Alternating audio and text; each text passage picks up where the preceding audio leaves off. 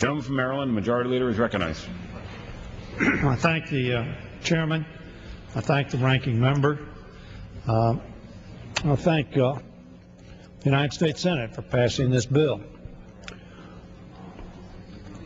I'm proud that this is the very first bill that we passed this House in the 111th Congress. Lilly Ledbetter is a woman of courage, of leadership, and my daughters owe her a debt of gratitude. In passing that bill, we recognize that sexism and discrimination can still cheat women out of the equal pay and equal worth.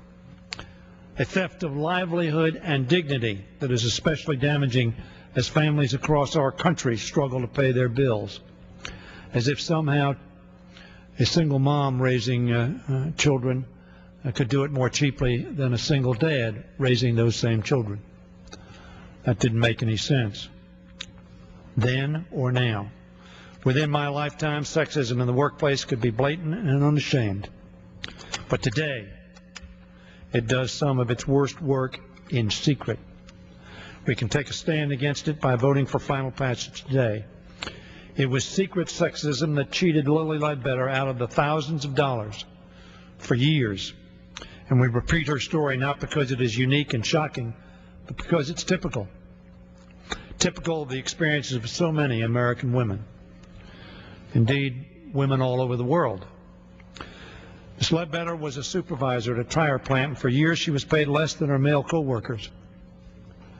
But she was paid a differential in secret.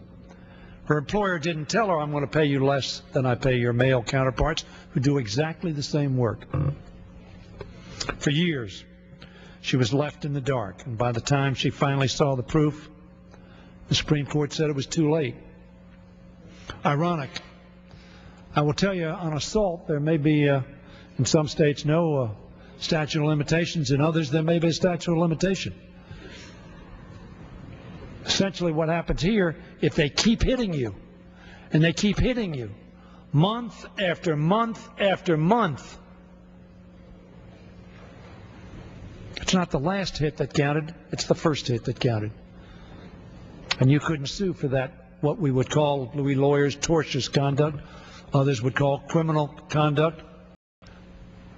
But there was no responsibility that Lilly Ledbetter could get from the employer for wrongdoing, for breaking the law. There was no dispute that the law was broken.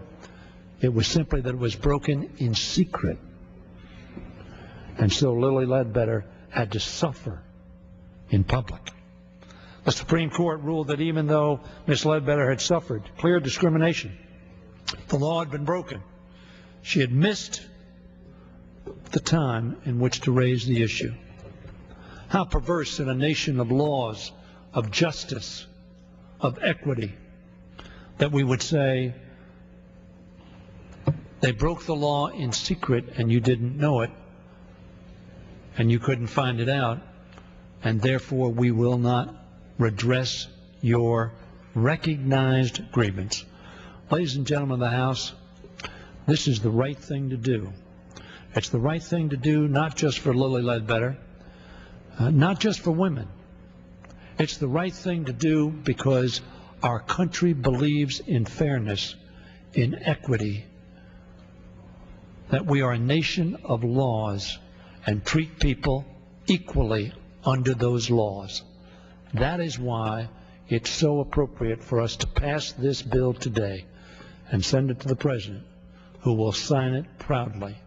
And all of us who vote for it and see its enactment will be proud as well. And I thank the gentleman for his leadership and yield back the balance of my time. Gentleman yields back the balance of his time. Gentleman from California.